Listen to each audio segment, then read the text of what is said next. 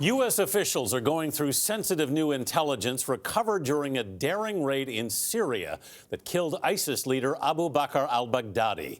Officials say about 70 U.S. commandos took off in 8 helicopters from a base in Erbil, Iraq, Saturday night Eastern Time.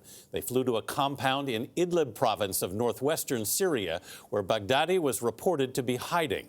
U.S. forces blew holes in the side of the building. They say Baghdadi fled to an underground tunnel with 3 of his children, then set off a suicide vest, killing them and himself. 5 of Baghdadi's associates were killed in the compound during the raid, and others died outside.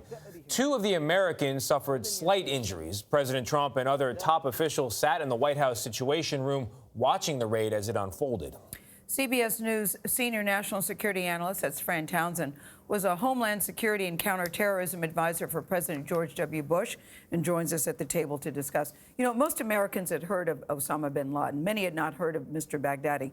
Put it in perspective about why his death is such a big deal and what this means for American strategy moving forward. So, Gayle, it's a real blow to the movement writ large, not just the takeout of Baghdadi, because remember, bin Laden talked about this notional caliphate that one day would be established. Baghdadi actually did it. And so this inspirational leadership, the actual establishment of a physical caliphate, was a big deal in the movement.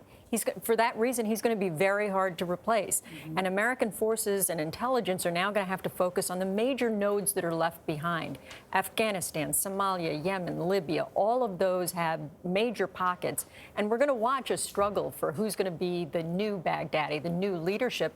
But as we've seen with al-Qaeda, there's never really been one to emerge. Zawahiri was a pale comparison to bin Laden, and it's always very difficult when you have a real inspirational leader to replace So him. is the U.S. safer today, do you think, with him gone? I do. Not only with him gone, I think Europe is also safer. Remember, many of the attacks ISIS launched were in Europe, not just the United States, and so I think the U.S. and its allies are safer. Fran, there are reports that the timing of this raid was moved up because of the U.S. withdrawal from Syria. Do you think that's accurate?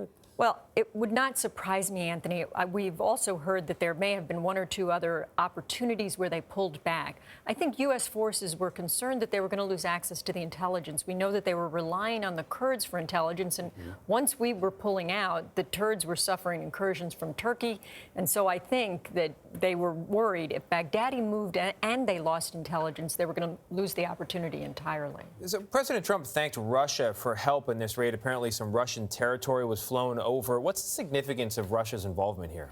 You know, Tony, what's happened is as the U.S. has pulled back, frankly, across Syria, what we've seen is the Russians have filled that gap. And so it's a pretty proud moment. If you're Vladimir Putin and the leader of the free world's got to come out and say, thanks for letting us fly over your airspace, you're feeling pretty good about yourself. I mean, I really do think what we're seeing is a resurgence of Russia sort of in international relations writ large. All right, Fran Townsend, thank you very much, Fran. We appreciate it. Thanks.